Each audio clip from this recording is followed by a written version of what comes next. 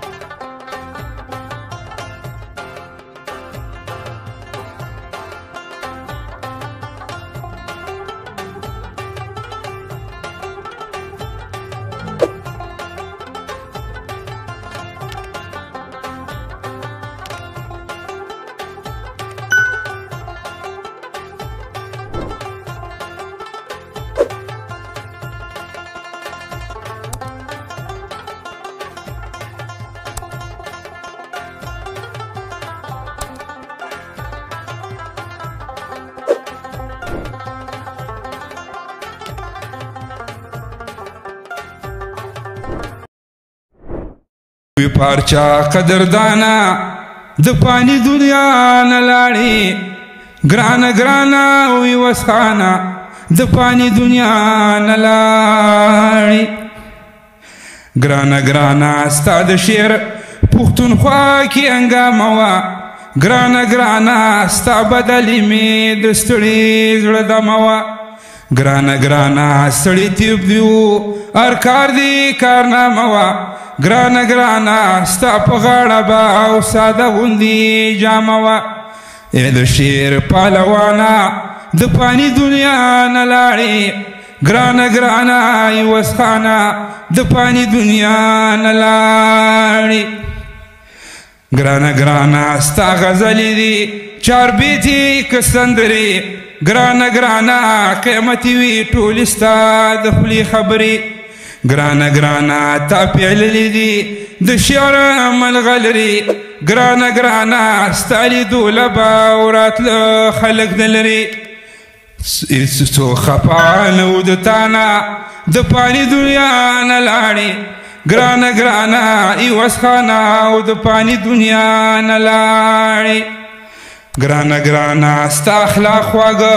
په خوله کې دې اثرو ګرانه ګرانه ستا د چا نه نه څه ایران خطرو ګرانه ګرانه حق دې وی ورته که څومره معتبرو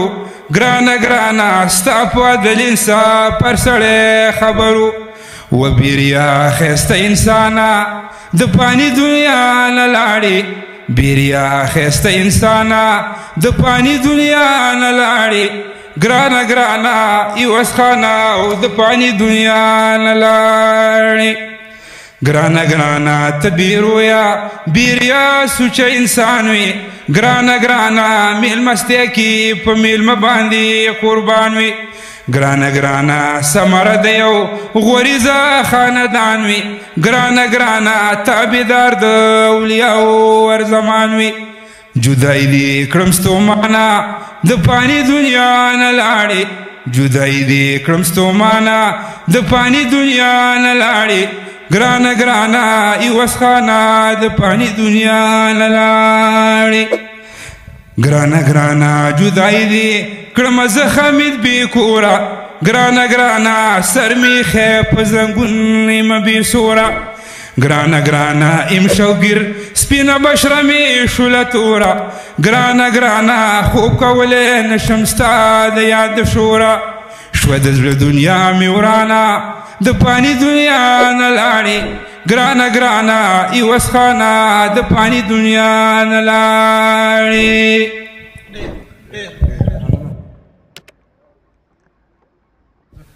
بسم الله الرحمن الرحیم. څنګه چې تاسو ته مخکې موږ ویلو چې موږ چارباغ انځري کې ناست یو د عوض خان صاحب په دیاره کې جمشید را سره ناست دی، د مشر زوی دی. د دوی سره به یو څو تپوسونه کوو د هغوی په زندګۍ په باره کې، د شاعرۍ په باره کې، هغوی ژوند څنګه تېر کړی و، د دوستانو سره ماحول څنګه و، د خپل کور کې ماحول څنګه و، د ورونو سره څنګه و، ورورونو سره څنګه و. نو دا خبرې خو چې زه کوم بیا خوند ورک شي نو د دوی په زبان چې واورو نو مزه به وکړي. نو جمشید صاحب سلامونه مې قبول کړئ او تاسو اول خپل تعارف وکړئ چې عوض خان صاحب د هغې نه پس به بیا د هغوی په زندګۍ باندې لږ شانه رڼا واچوئ. نو اول مې سلامونه قبول کړئ او بیا د هغې نه پس چې تاسو په زړه باندې څه نو هغه ووایئ. وعلیکم السلام. ستاسو د ډېر مشهوري مه چې په دې مصروفیاتو وخت کې تاسو دومره ټیم وخت زموږ علاقې ته رالی او زموږ په حالاتو باندې د عوض خان دغه جوړوئ. نو داسې خبره ده چې والد صاحب زموږ محترم یو قومي شاعر و او هغه داسې شاعري کړې ده چې هغه د چا نه پټه نه ده. نو که د قصو په هکله شي، که د چاربیتو په هکله شي او که بیا خاص کر د پښتنو په هکله شي نو هغوی پښتانه په ډېرو ښو دغه سره ستایلي دي او د خپلې شاعرۍ یو مقام هغه یو ځای ته رسولی دی. تاسو داسې تعارف وکړئ چې تاسو یو مشر زوی یاستئ. او زه یې مشر زوی یم او موږ درې ورونه یو، دوه خویندې. شاعري په کومه موضوع ډېره زیاته وه او مشهوره په کومه موضوع باندې ډېره زیاته مشهوره شاعري کړې ده چې هغه تاسو زموږ ناظرینو ته ووایئ؟ مایک په تاسو ووایئ. نو هغه خو داسې ده چې هغه شاعري خو لکه شروعات چې کوم هغه په خپله باندې په یو دغه کې خپل یو بیان تفصیلي ورکړی دی، په هغې کې خپله ټوله کارګزاري ویلې ده. او بل قصو کې خو هغه د تاج محمد نورو مشهوره قصه ده او داسې نورې قصې چې هغه یا د قوم په سطح دي یا د عشقي په طور دي. نو هغه داسې د مومندو د لښکر قصه داسې وغیره نور د هغه تقریبا چې موږ د هغه د قصو سرچ کړی دی نو هغه 115 قصې ټوټل جوړې کړي دي. چاربیتې او داسې چاربیتې دي او داسې پکې دغه دي. اوس موږ دا کوشش دی د خیره یو کتاب زما ښایسته وطن په نوم باندې موږ چاپ کړی دی او نورو ته مې اراده شته انشاءالله چې وي. تاسو تاریخ پیدایش که تاسو ته یادي؟ او تاریخ پیدایش د هغه 1942 او تاریخ وفات او تاریخ وفات بس په دې 18 کې 2018 کې تقریبا څومره عمر کې د دوی وفات شو؟ یاره بس تقریبا چې 74-75 بجو 74-75 کې وو. څه وخت دې نه د دوی ښکته کوز شول؟ وجوهات څه وو؟ نو دا خو داسې وه چې کله زمونږ دغه شوي نو زمونږ زوړ کلی چې کله هغه اکثر په شعرونو کې سړه خوا یاده کړې ده نو هغه په سړه خوا کې پیدایش هم شوي او په هغه ځای باندې زیږېدلی یم. د هغې نه بس بیا دلته راغلی و. بیا هغه تقریبا چې په 74 کې پېښور ته لاړ او ته زمونږ بل د دې غلم شاه د هغه یو ملګری و ملک زرین نو د هغه سره یې ملګرتیا وه. بیا هغوی د کیسټو دکان دغه وکړله نو تقریبا چې 12 کاله 15 کاله هغوی په کیسه خانه کبړي بازار کې دکاندارۍ د کیسټو نه لکه موږ په خپل هغه وخت کې واړو خو زموږ سره د کاو سالار خو بیا وروسته دغه نه راغی د کراچۍ نه خو ورور. شاعري لکه په کومه موضوع ډېره کړې ده؟ عشقیه کړې ده، د وطن په باره کې کړې ده؟ لکه پخوا زمانه کې خو به ورته ولسي شاعر ویلو نو اکثر به لوبې ډېرې زیاتې وي. نو هغه خو شاعري په هر موضوع کړې ده. که په قام کې کوم حالات پیدا شوي دي په هغې کې هم د چا کومه داسې خبره نه ده کړې چې یو خبره یې پټه کړې ده. که هغه په ورور کې و که هغه په قومي کې و که په هر څه کې چا نه پکې کومه یې نه ده کړې. لکه څنګه چې نن سبا دا د میډیا دور دی یو خبره راشي هغه میډیا په هغه باندې نو داسې شاعران هم د قوم سترګې دي هغوی چې کوم حالات و نو هغه به قوم ته د شعر په طور سره وړاندې کړی دي. داسې لیکل که چېرته هغوی کول او دمکي ورته میلاو شوې وه چې یاره دا به نه کړې او دوی د هغوی نه لکه د خپله سره دنګلې او هغې پروا یې نه ده کړې او هغه لیکلي کړي داسې څه واقعه درته یاد شته؟ او داسې کله چې د مومندو د ساپو دا لښکر راغی نو په هغې کې هغه یو لکه زموږ د کیسټو د ورم او دغه وخت مطابق هغې خبرې خلکو غوښتلې نو هغې چې کله یو کیسټ دغه کړو نو د هغې نه پس یو څو کسانو یو کاغذ لیکلی و هغې راوړو په هغې کې ډېرې دغه کړي او غالبا چې بیا کله هغه د لښکر قصه جوړوله نو په هغې کې دغه کاغذ روایت داسې وویل چې یو کاغذ دی رالیږلی چا سرکوز دی چې لیکلي یې پکې ډېرې ډزې ډوزې نو په هغې کې پوره خپله تشریح وکړه چې یاره زه خو چا نه نه یېرېږم او دلته ناست دی په ښکاره دا خبرې کړې عامو دوستانو سره میل ملاپ کې څنګه شخصیت او طبیعت نه نو بس هغه داسې طبیعت و چې کوم دوست به ول راغی نو بیا طبیعت یې زړه نه کېده او که د یو شپې په اراده به راغلی وم هفته به یې تېروله ورسره او تاسو خپل مسکې چې به کېناستئ تاسو ماحول څنګه و دوستانه و څنګه دوستانه ماحول داسې څه دغه که ته یاد یو خاطره ته یاد تاسو راته ووایي یو یادګارنه وي نو د هغه ټول یادونه دي نو داسې وایي چې زمونږ سره نه چې په ټول ماحول کې یا په کور کې یا په کلي کې د هغه ډېر ښایسته وخت تېر شوی دی چې هغه د چا نه تپوس کې نو هغې کې به تا ته څوک دا نه وایي چېرې ما سره یې دا بده خبره کړې ښه او اوس موجوده فنکارانو کوم ژوندي دي دې کې داسې یا کوم مړه دي په هغې کې داسې څوک شته دی هنرمندان چې ورته وایي چې د دوی کلامونه یې ویلي دي نو هغه خو ډېر هنرمندانو ویلي دي فضل قیم اکثر د قصې کړي دي داسې پکې فضلویت کاکا چې کوم دی هغه خو سره مکمل طور ډېر وخت نه پاتې شوی او غالبا چې ټوله شاعري هغه ته یاده ده په یادو باندې او داسې که وحید ګل ویلي دي سید محمد ویلي دي سردار علي ټکر ویلي دي نو دغه شعرونه هر چا ویلي دي او دا هم یو مشهور شخصیت نو ظاهره خبره د پلار بیا هم ډېر مشهور شخصیت نو که موږ ته د والد صاحب نوم یاد کړئ نو زمونږ نیکه چې و ملک عبدالله جان نو هغه یو غټ شخصیت دا و چې په دې علاقه په مساخیل باندې دغه یو ملکي و یو روبي و یو راجي و نو هغه بلکل په دې باندې د چا نه څه پټه نه ده یو خیزو محمد نظیر شاعر چې دغه یو دغه ویلی نو هغې کې دا هم ویلي دي چې مثال یې لا ژوندی په ټول جهان دی پلار یې هغه د میټی عبدالله جان اوس که تاسو موږ ته داسې وایي چې عبدالله جان صاحب خپله میراثه کې څو بچي پرېښي دي نو دغه زموږ د پلاره پورې دا 8 ورونه دي 8 ورونه دي بیا په 8 کې 4 په سړه خوا پاتې شوي دي 4 دا چارباغ نوم یې چې دلته د انځري له هغه په خپل لقب کې ورکړی دی نو دا د 4 ورونو ته اشاره ده کوم دغه نه ډېر متاثر یاستئ چې هغوی ویلی کوم فنکار ویلی هنرمند ویلی دی او تاسو ته متاثر یاستئ او خر پې دا دې ورکړی دی نو هغه خو داسې وشوله چې د دې انقلاب په وخت کې هغه چې کله ښکته لاړ نو هغه بیا دا یو شعر ولیکو چې ما خوب لیدلې نتیجه به ډېره زر وخیږي د پښتو ویلو نه به ډېر خلک منکر وخیږي او اکثره BBC نه دا اوس هم نشر کېږي ډیوه ریډیو نه نشر کېږي تاسو د ریاض مهرباني وکړئ تاسو بلکل دا نو هغه دا وایي چې ما خوب لیدلې نتیجه به ډېره زر وخیږي او د پښتو ویلو نه به ډېر خلک منکر وخیږي بیا وایي پښتونه وروره خپل علاج دې د مرض معلوم که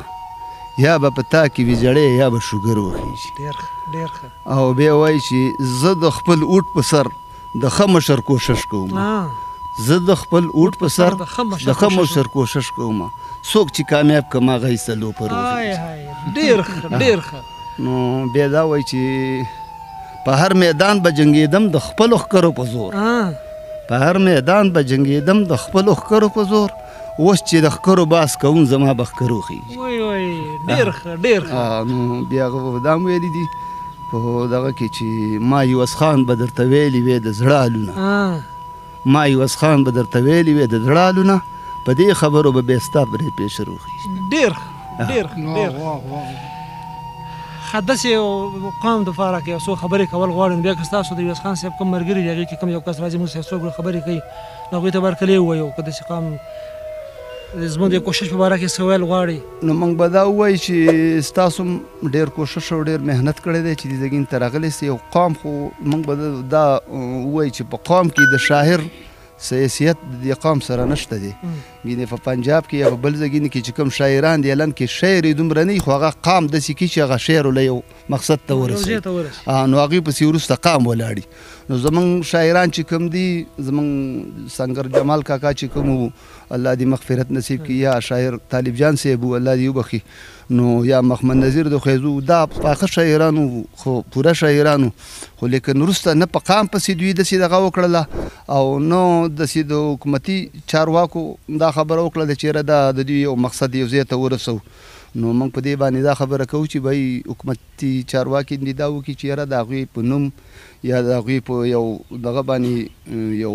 مزار شي یو یونیورسټۍ اعلان وکړي او د څه وکړي چې یاره قوم ته خو یو پته ولګېږي چې بهی دا د شاعر په نوم باندې دا خبره بلکل همدا سوال ما هم کو چې تاسو د حکومت د څه مطالبه لرئ څه ګیلتې لرئ هغه کله ووایئ. دا موږ ویل هم دي او لکه اکثر چې موږ کومې مخکې مشاعرې وکړلې زموږ د ملګرو مشرانو هم دا خبره واضحه کړې ده دا موږ چارواکو ته مخې ته ایښې ده چې بهی قوم د دې نه ځان نه محرومه کوي ځکه چې د پښتو او چا کې او خدمت یې کړی نو هغه دې دا وکړي چې یاره دې ته دې نظرې وکړي او د حکومت چارواکو نه هم دا هیله موږ لرو چې انشاءالله چې څه نه څه خو به دغه شي وشي په دې مخکې وکړي دا زموږ نوی پي اس صاحب چې راغلی عارف الله صاحب د یو مشاعره وکړله او په هغې باندې موږ په هغې کې حضور او د دې شاعرانو ایوارډونه هم پکې وو موږ ته پکې خپله د والد صاحب په نوم یو واډ میلاو شو خو لکه موږ دا وایي چې یاره دا شی نور لږ په مخکې لاړ شي میډیا والا ملګرو ته هم دا وایي چې یاره دا خبره تاسو د دې خلکو غوږ ته ورسوئ او دې خلکو کې دا سمج راوچت کوئ چې بهی شاعران د قوم سترګې دي د قوم سرمایه ده مهرباني دې وکړی شي چې د دوی سره دې یو په ښه توګه باندې یو نظر وکړی شي. ډېره مننه. نو ګرانو کتونکو دا و جمشید صاحب ستاسو خبرې واورېدلې دوی خبرو سره زه لږ اتفاق کوم هغه په دې وجه باندې چې حکومت چارواکو کې چې هر یو سړی وفات شي شهید شي نو د هغوی په نوم باندې خامخا یو ځای جوړېږي که جوړ شوی دی مخکې نه په هغې باندې نوم نه وي نو هغې باندې خامخا دغه شهید نوم کېږي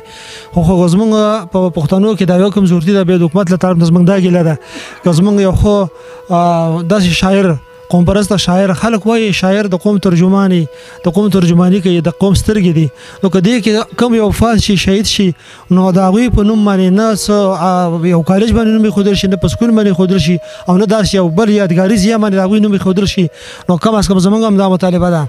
داسې جمال سنګر صاحب دی حاجي جمال سنګر داسې عوض خان صاحب دی داسې نظیر مرحوم دی د طالب جان صاحب دی داسې نور ډېر شاعران دي زه لیسټ راواخلم خبره به ډېره اوږده شي نو زموږ هم دا مطالبه د حکومت نه خاص کر عارف الله اوان صاحب نه چې دوی خبرې موږ ته راوکړلې نو که داسې څوک حکومتي کسانو کې پیدا شي چې د دوی نومونه کم از کم په یو کالج یا په یو یونیورسټۍ او په یو یادګاري ځای باندې کېښودل شي نو دا به کم از کم ستاسو نوم څه دی؟ زما نوم جمعه خان دی برچ لاري سړی خو سره تعلق لرم او رحمت خیل یم بسم الله الرحمن الرحیم خبر داسې ده چې څنګه زموږ عام دا خبره چلیږي لکه څنګه ملګري خبره وکړله چې دا شاعر چې دا سترګې دي او شعر او شاعري چې دا د الله یو انعام دی د الله یو انعام دی انسانان هم ټول انسانانی لیکن الله تعالی بعضې خاص کسانو ته په دې دماغو کې داسې یو کور ورکړی داسې یو ځای وله ورکړی چې د هغه ځای نه غږړېږي او هغه ځای چې دی هغه په غم او په درد باندې جوړېږي هغه د غم او د درد نه جوړي هغه د قوم غم فکر د دې نه هغه یو لوبه یو خبره جوړېږي نو اوس د دې شاعر خپله خوښه ده چې هغه خبره هغه کومه خانه چې الله ورکړې ده هغه په څه استعمالوي نو که په ښه استعمالي او که په بد استعمالي زه به د عوض خان خوري مبارک دا خبره وکړم چې د په خپله شاعرۍ کې په حق ګویۍ کې هېڅ کسر نه دی پرېښی حتی دا چې د خپل پلار هم لحاظ نه دی کړی نو ډېر یو بې باکه شاعر و ډېر یو زبردست قسم الله تعالی وله یو زبردست قسم قوت ورکړی چې هغه په شاعرۍ باره کې هغه په حق خبره باره کې هغه د هېچا لحاظ نه دی کړی نو انشاءالله ما په خپل خدای باندې پوره بروسه ده په دې حق ګویي به الله بخلي او موږ ته دعا کوو چې الله تعالی ستاسو نوم څه دی؟ زما بخ محمد نوم دی او مساخیل ما میټۍ دره کې موړه مې کلی دی او قوم بني قاسم خیل یم د عوض خان حاجي باره کې راسه څو خبرې خو چې ښایسته خبرې راسه وکړه عوض خان استاد عوض خان شاعر چې کوم یو خو زما همزول یو زما خاص دوست و تقریبا په هفته کې به سره زما ملاقات کېده او کله به چې هسې پریشانه شوم ما به ویل د عوض خان زه لازم یو ګنټې له شپه به هم را باندې دلته راله هغې کې وجه دا وه چې الله پاک هغه له دومره یو خواږه اخلاق ورکړي یو دومره ښایسته ژبه یې ورکړې وه چې زما نه به پریشاني هغه خفګاني سته لرې شو نو الله پاک یو خواږه اخلاق ورکړي باقي د هغه چې څومره دوستان دي د شاعرۍ نه لیکر د اوس وخته پورې نو د هغه نه زه دا ویلی شم چې یو دوست به هم ترې خفه نه و هغې کې وجه دا وه چې الله پاک هغه داسې یو انسان داسې یو دماغ داسې یو زبان داسې یو اخلاق ورکړي چې یا څوک هم ترې خفه نه و دویمه خبره دا ده چې شاعري چې هغه کومه کوله او کړې ده نو هغه داسې شاعري کړې ده چې زه دا ویلی شم چې یو شاعر به هم دومره قصې نه جوړې کړي لکه عوض خان استاد چې جوړې کړي دي او هر قصه به چې جوړوله نو په هغې پسې به ته د کوره نه او تفصیلا خبره به یې کوله یوه خبره به هم پکې داسې نه وکړي چې هغه به غلطه وه نو په شاعرۍ کې به یې ډېر کوشش کاوه که د قوم کومه خبره به راله هغه به هم سچ بیانوله حق به یې بیانوه نه د چا نه یېره کېدله نه د چا نه څه خاطر دغه کاوه ده نو ډېر په سچه شاعر او بلکې دا چې د شاعرانو د ټولو شاعرانو ورسره ډېره مینه وه ډېر کور یې اوسه په هغې کې وجه دا وه چې یو خواږه اخلاق الله پاک ورکړي نو زه دا ویل غواړم چې دا شاعر چې کوم دی نو بعضې ځان له د مومن قوم نه بلکې د تمامو پښتنو د تمام پاکستان کې چې کله حالات داسې راغلی دی نو د شاعر دا کار چې ځینې د ملک دفاع څوک په ټوپک کوي او شاعر سړی په قلم کوي نو د حکومت پاکستان دغه هم په قلم سره کړې ده یادګرنه کړې ده نو خو افسوس دا دی چې زمونږ حکومت د اوسه پورې یو شاعر ته همداسې یو یادګرنه ورنه کړله چې د هغه په نامه باندې یو یونیورسټي یا یو کالج یا داسې شی جوړ شي چې د هغه یادګار پاتې شي لکه په رحمان بابا باندې چې جوړ شوی دی دا د شاعري یو یادګار دی او دا د شاعرانو حق دی ولې چې شاعران د خپل قوم د خپل ملک په وخت کې هر وخت فکرمند دی ورته سترګي چې کوم حالات راشي که په قوم راشي په حکومت راشي نو هغه په وخت د قلم د ژبې نه هغه کار اخلي او قرباني ادا کوي حاجي صاحب ستاسو خپل نوم څه زه خو به د ټول نه لومړی د سپین ته د مشرانو ته ټولو نه دوی ته ستړي مه شي ما سلام کوم او د دوی دا راتلل دې ځای له او د هغه د عوض خان صاحب زه کېناستو پاڅېدلو او دې ډېرې له چې راغلي دي الله دې د دوی سره ډېر ښه وکړي د دوی سره د هغه ډېر قدر و او دا ډېر ښایسته خلک دی مشران دي زموږ سپین ږیري دي زه به ته د عوض خان صاحب داسې خپله خبره وکړم چې د نن نه 23 کاله مخکې په دې ځای کې یوه دروازه لګېدلې وه او دننه پکې حجره وه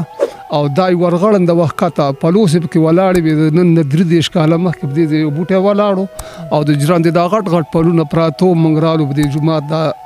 بنیادونه مې خوستله نو د هغه وخت نه تر دې وخته پورې 23 کاله وشو خو 28 کاله د سما تیر کړي دي په دې ځای باندې په دې 28 کالو کې چې زه کله م راغلی یم که ما ګنټه تېره کړې که ما ورځ تېره کړې خو ما ته دا نه د مخصوص شته تېره کړې یوه ګنټه په دې کې چې څومره میلمانه راغلي دي دا به جمع یو د 10 او د 11 پورې د دې میلمنو چې څومره قدر کړی خو زه دې ته حیران دې کور کې خو لنګر نه و خو برکت پکې و دغه خپل رزق به ورته راووت او د دې ځای نه دی ننوتې نو یوه ورځ ورته ما وویل چې ته خو سهار راوځې او بیا دلته زموږ سره ناستې ویل تاسو چې ویده شوي نه یاستئ نو زه نه ننوځم دا زما ارزو ده چې زه د میلمنو ډېر قدر او هم داسې ځکه چې د نکانۍ نه د پلرینې نه که اوس د اولاد دی هم دغه شانته دی دا په میلمه نه خفه کېږي دوی په میلمه خوشحالېږي بنیادي د میلمه خاندان ډېر قدر کوي ښه مشران خلک دی درانه کوره زه په خپله باندې دغه جوکمانګر یم د ناوګۍ نه بر مې کور دی نوم مې رحیم سید دی او دیوالګرن دی هم دیوالونه به مې کوله نو په دې ځای باندې ما دیوال کاوه نو د شاعري به زه په دې ځای د سهار نه کوله او د ماسپښین نه بې هلته کوله نو ما ورته وویل چې د یو ټکي خو د پرخ دی ویل څه پرخ پکې دی تا څومره ګټې لګولې دي ما ته ویل چې په ګټه کې د پرخ دی او زما په شاعرۍ کې ته خبرې کې زه خو زما سره ډېر زیات او په ایماندارۍ چې زه د نن ورځې پورې د عوض خان ما نه د زړه نه دي وتلي چې ته به دوا چې کله لمونځ وکړم دوا دې ټولو ته کوم خو زه وګڼم چې دی ژوندی دی ما ته یې ورسته پوس وکړه پیر صاحب ته به مړ شي ویل نه مړه مرم نه یو چېرته به یم هغه خبره د هغه بالکل صحیح ده د هغې نه وروسته د دا زامن دی جمشیر ملک دی بیا دا کابل جان چې دی دا ورته ډېر بې انتهایي ګران دی بیا که ملنګ دی داسې زرماس دی خو د هغه د مرګ نه وروسته دوی زما ډېر عزت کوي زه یم اوس هم د ډېر لرې ځای نه راغوښتم د ناوګۍ نه بر مې کور دی ډېر دروند خاندان و ښه خاندان و خو هسې د پښتنو باندې ډېر خفه و او وم پښتون وم غیرتي او کار یم د غیرت خوښ و نو ما ته یې ورځ ویل دا پښتون څه ته وایي نو ویل پښتانه چې خوار و زار نه دي نو څه دي په قسمت کې چې نه سوار نه دي نو څه دي په میله کې د څاروو په شان خرڅېږي قصابانو ته تیار نه دي نو څه دي دا یې ویله نو ما په دې باندې دغه وکړه بیا ما د هلکانو دا سرتور سر ګرځي ویل زنانه د زنانه په دستور ښه ده د لوپرزونه لور یو په لسه ښه ده چې سبا له پسې ګرځي وسخانه د کپن ټوټه په کور کې ضرور ښه ده معلومات یې مطلب ووایه ګوره ماښام ماشوم پیدا شي او د سهاره پورې پروت ټول کورو ته ناست دي که نه ناستي دا ولې ناستي یو پاو ټوټه د چا کار نشته چې تیرا تاوي کی نو د کپان ټوټه چې وې په دې کور کې وساتي او دا راوړی نو چې ماشوم وشو استه کپان ته تاو کوي او استه بیا خاص ټول کور به دم شي نو د ایواز خان به خبره لکه یو د ټوکې ټکاري او د مقصد نه راکې داسې خبره درته ایواز خان صاحب یاد نو هغه موږ شریکه کوي نو کبه د ایواز خان صاحب زه تاسو ته کوم یو خبره را یاد کوم چې هغه د حکمت نه کم خلاص نه دا یا دا غنه یو مقصد نه اخستل شي ما ته ورځ ویل چې پیر صاحب مر خوشته ور مر ته څوک نه دی غاړه خواره غریب جاړي سترګړان دوی شي دوانه په خپل نصیب جاړي ار سړی وای چې ځواني مې د زول نه ما مرګي ته جوړ نه ما کده قانون غونته دولت لري په موړ نه ما مخکې خطر دی ګوره او سفر دی ګوره خپ دې پویګه مګه شول نه مو مرګي ته جوړ نه نو بیا شاعران په دنیا ډیر دی خدای دې ډیر کی وسخان چاله لمبر ور کړی نه دی خو ګوره مرګیم چاله خبر ور کړی نه دی ډیر نو د ایواز خان په تاسو ته کوم یو خبره د سینې د شاغه د حکمت نه خلاص ځان له یو ایواز خان نه د تمام شاعرانو لکه څنګه جمال صاحب ویلو زه په خپل غالم زکه غل نیولای ما اچاتم ګنا نشته خپل عمل نیولای ما لکه د خړی محمد ګل زامنو بیل کوي ویلي نه میډي وشته نه می تیل خپل زامنو کړم بیل چیرته په غرونو کې واخه کوم زه محمد ګل غریب بس کوم نو می محمد ګل چې په خړی کې مکان دی الله روزي آسان دی در محمد ګل ماما د رحمت الله استادو د مساخیل په خاره د مساخیل حضور ور دي په دې شیخ بابا کنه دا خو ډیر شی دي نو دای بانک ویل د مساخیل په خاوره بند شوم او لاړم مالنګ شوم کټکول ګورم راټولم پکې دانې او واده لازم او د خزینه به کو ځای کېده نو کوم یو خبره به د شاعر د سوي چې هغه به د حکمت نه خلاص نه هغه به د حکمت نه ډکه نه او شاعر سره چې کوم خبره کوي دا ټول حکمتي خو خلکو ته خو د نه معلومیږي چې دا غندي دا یو شاعري ویل هغه چې روسته لټه دا غیر جوور مقصدونه دي خسته مقصدونه دي لکه ما خوب لیدل نتیجه به ډیره ضروري پښتانه په پښتو ویلو نه منکر وخیږي پښتو د علاج د مرض وک تاکي به زړې کې پکې نصر وخیږي نو پښتانه وګوره کنه دا څومره غټه خبره د پښتانه د پښتنو ویلو نه منکر دي کنه دي په کم ځای روان دي نو ما تر دې خبرې ته پوس وکړه چې را دا پښتانه چې خوارو زار نه لري په قسمت کې چې نسوار نه لري میله کې سارو په شان خالصي کې قصابانو ته تیار نه لري ویل زمنګ واک پر دی چې په کم طرف مالالي په هغه باندې راتګ ګرځي نو زه بس تاسو نه ډیره مننه کوم خو زما یو خبره بل پاتې د چې دا ډیره مطلبي ده راغلی هم د دې لپاره ما تاسو ته الله ډیر خو وکي الله دې تاسو هم دغه شانته عزت او حفاظت وکي ایواز خان صاحب دې خدای وبخي دا د قبر دغه چې و دوله ما جوړ کړه غیر د دینه نه کېدله ما ته ویل چې دا به ته جوړې بیا دغه ولا مال ته بیا کړل ته په 2000 روپۍ جوړ کړ بیا ما ولګوله دا جنگله خو زما دا یو خواهش دی چې د دې حکومت سره د دې مشرانو سره دغه قدر د شاعر سړی نشته ګرځري برابر که چیرته وې نو په دې ځای به خامخا لکه څنګه جمال شیخ شو طالب جان شو ایواز خان شو چې د دې لپاره خو دلته د یو څه جوړ شوی وې کنه یادګار وې خلک ولا راتللې او خلکو پیژاندلې نو دا څومره غټه خبره وه خو تش بس نو ماخستی شو نور څه نشته نو زما خو هم دغه و شاملان ایواز خان صاحب مبارک تاسو کمی خبرې تاسو ته یاد دي هغه تاسو ته کوم خبره کړې وه چې د ما نه پس په کومه خبره هغه تاسو په خپله ځوان وکړئ نو چې خلک به ډېر اطمینان وکړي نو زما خو داسې خبره وه چې زه ډېر ورکوټ یم او هغه د خدای وبخي هغه دا ګانه ډېره سازه کړې مشهوره وه چې د پوري کلی د ملک لور مې په ګودر کې ولیدله د راډ په شانه په جینکو کې سپینه پړقېدله نو زه ورکوټ یم ما د هغې یو بدله سازه کړه لیکن ډېرو شاعرانو سازولې خو هغه زما بدله ورته چا ویلې وه او د هغه ډېره خوښه شوې وه جوابونه یې ډېر رالېږل خو چونکې زه ورکوټ یم د هغه نه زه شرمېدلم وم نو بیا د هغې بدله ما دا سازه کړه چې اوده وه په خوب د سبا پرخه پې د پاسه ورېدله یخني کېده لکه د پاڼې په څادر کې رپېدله یخني کېده په ټول بدن باندې جوړ شوی و زلزل د زړه په مینه په سپین بشر یې راخور کړی وربل په تشو کتو یې زخمي کړی دی زما سوی ګوګل خوبونه یې لیده په سرکو شونډو د خپل ځان څخه خندېدله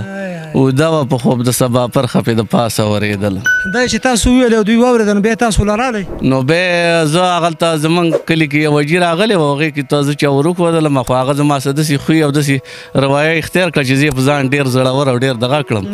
بلکې دا کور موږ د اصله نه میږانې دا زمونږ مریدان هم پاتې شوي او زمونږ ډېر خانداني عزت کوي الله دې دوی له عزت ورکړي نو بیا زه رالم او دا خوا د ملک مینه نه وه دلته پلوس یې د لاندې پروت او زما نه یې وملیکله او هغه په فضلوید ویله اوس هم ژوندی دی الله دې ول عمر ورکړي د هغې نه وروسته به بس زه راوغوښتلم او زما به ورسره شاعري کوله چې زما اندازه ورته معلومه شوله نو هغه ماته دا په دویم ملاقات څه وویلې چې د مرګ او د ژوند هېڅ پته نه لګي چې زه به نومړی مرم او که ته به نومړی مرې خو د هغه هره خبره د حکمت او د شاعرۍ نه کمه نه وه بیا راپاڅېد چې دغه په منځ کې ودرېد ما ته ویل چې زه به نومړی دا مرم چې زما عمر ډېر دی خو چې زه هر کله مړ دا زما اقتدار به ته سنبالې او دا به ته سر ته رسېده چې د کومه پورې ژوندی وي او ستا طاقت دا به